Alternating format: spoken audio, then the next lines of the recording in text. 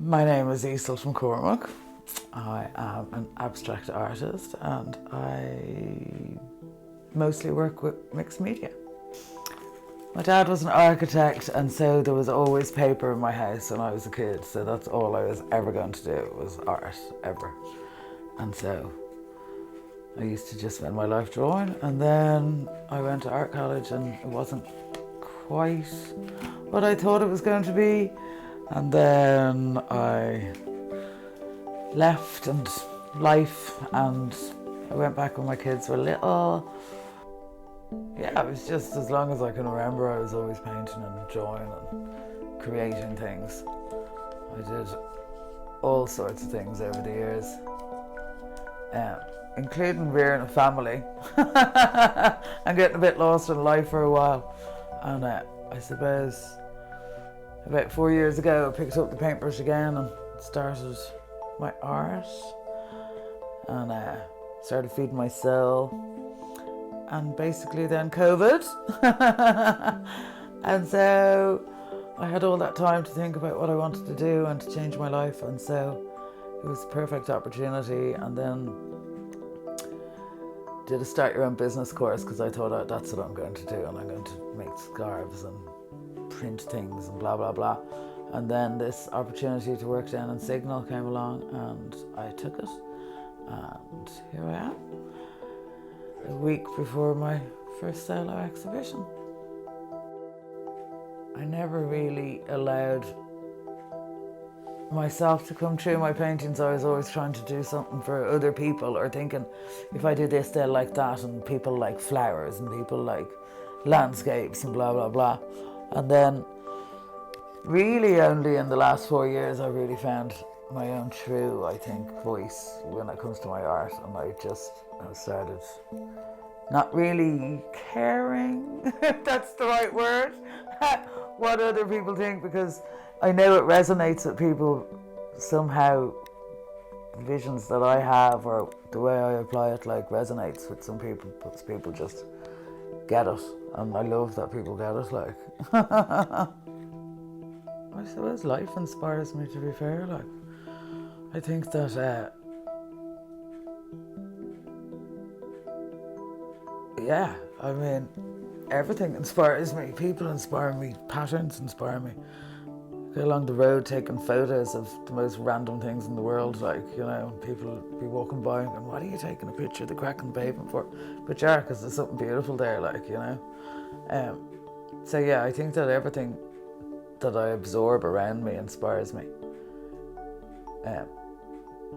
But I definitely think that the biggest probably inspiration that comes with my art is just from my own inner journey, I think art's really healing, and I think we all deserve to be creating, I think there's something very powerful about allowing yourself to create and just go for things. It doesn't matter if it doesn't work out, or it does work out, or maybe it works out in your eyes and it doesn't work out in someone else's eyes, but there you go, you just do it, you make your marks, and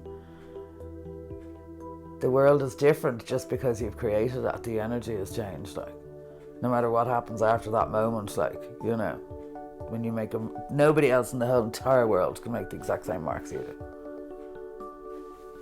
Because you can just be your total, true, authentic self when you're allowing yourself to just paint intuitively and be guided to whatever colours or whatever that comes from within, or a thought or a knowledge, I don't know, but that's what happens. I have no idea what I'm ever going to paint, don't know what's happening, and it could be one thing one day and completely different thing the next day, until somehow it tells me that it's done, and I'm like, quite like you. Or not. That happens a lot too, let's face it. But then you just do more, and then you will find something that emerges. Or sometimes you have to leave it for ages, till it speaks to you about whether it's done or not. Do you know? Well, that's my experience anyhow. For me, I think my artistic journey is very much hand in hand with my own personal journey. And spiritual journey, there, I've said it, there we are, it's out there now, we're all woo-woo, here we go. Oh God. doing it again. So I think that my art is just an evolution about what's going on inside, and I think that there's a lot of joy in my life, and I think that comes through in my art. And I think that some people I know somebody whose son says that my painting in their house is like the joyous painting. Do you know? Like, that's amazing. I love that. I'm in a place now that I never thought I would be, even 4 years ago when I picked up my paintbrush. Like, you know, I'm super excited about this exhibition. I feel like that I've done the work, and now it's time to really hang my soul on the walls and just see what happens. Surrender. Yeah. Get out of your head. Forget about any ideas you think you have and just paint and see what happens, and just be free. And don't give yourself a hard time at whatever part of your life that your art has come back to you. Just create. Feed your soul. It's good for it. COVID was great because during COVID I changed my little box room into a little studio for myself. And so finally I had this like designated space to go into, and that I could also leave all the mess and close the door afterwards. Like, and it definitely like enabled me to really zone in. It's very hard, like when you're a kitchen table artist, like, you know, and cleaning up, especially if you have family and stuff. Well, especially when they're younger, like, because you just can't do it all. Do you know what I mean? So inevitably, you leave your you leave your own self to the side for a good while. Do you know what I mean? Because you need space to create. I think it's really important to have some designated space that you can go and do your stuff, like. And I think I'm in an amazing position that I have that. It's tiny, like I have absolute studio envy over most people, but mine is my space and I love it. And it's full of like notes and little post-its and affirmations and believe in yourself and huge writing across the wall and all, you know, and vision boards and stuff like that. But I love it. It's great. I love having somewhere designated to just create. Like, it's my total happy place. Like, I love it. I sit there and the sun comes in the window and it's just like, this is it. Signal's been great, both in terms of support and guidance and opportunity. I never imagined either that I'd be back studying in college, like, for a certificate. Like, what am I thinking? But I'm loving it, like, and really loving it, and learning new things. In terms of like having the opportunity to be in the opens, like getting in and selling and having medals, it's given me more confidence. And then of course there's been great support and help, like applying for residencies and stuff. I haven't got any yet, but I will one day. So yeah, it's all part of my journey. I think I started here at a very pivotal time in the history of Signal, and I feel really lucky that the people that are here and surrounding there, they all want everyone to succeed. So that support is invaluable, to be honest. Like, it really is. Like, I don't want to leave. I'm going to haunt the place.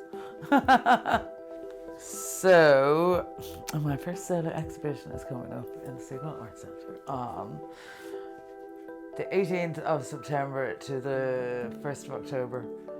The opening night is the 22nd of September, which also happens to be Culture Night.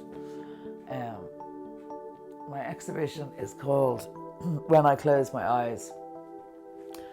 And basically, it all came about from, well, the name and the idea was, I was on the beach one day with an artist friend of mine, and we were talking about some people not seeing colours, like when they close their eyes. And I just thought that this was unreal. It was like not having a voice in your head. Like, how does that even happen? Like, do you know? And I was like, because when I close my eyes, and he said that would be a great name for an exhibition, I was like, I think you have it. And so it's true. So much of this is, I think, my dreams, what I dream of, what I feel like when I'm going to like when I'm meditating, like what I see when I close my eyes and what I feel. That's ultimately, I could say what I feel when I close my eyes, but anyhow. I know what I was feeling when I was painting these paintings, and I'd love if that is projected out and resonates with people. Also, I think it's hard as an artist because really you paint with intention and thought and but nobody else is going to have that feeling. So everybody is taking their own lens to your lens, and you have to be able to let that go a bit.